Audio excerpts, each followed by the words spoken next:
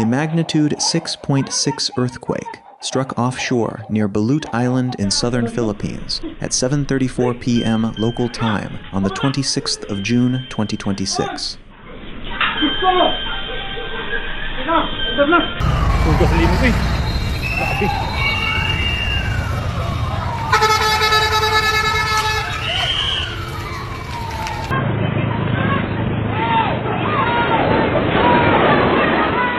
According to the Philippine Institute of Volcanology and Seismology, Phivolcs, the epicenter was located about 90 kilometers southwest of Balut Island in Sarangani, Davao Occidental, at a depth of 10 kilometers.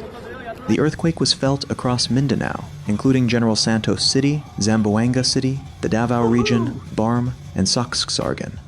Residents in several areas left buildings and moved to open spaces as a precaution during the shaking.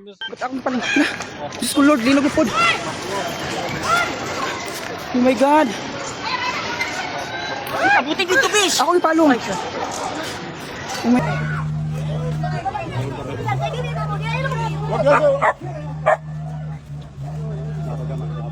Videos shared online showed evacuations in affected areas. CCTV footage from General Santos City captured people leaving a shopping mall, while another video showed two older brothers helping their younger siblings move to safety. Authorities advised residents to remain alert for possible aftershocks.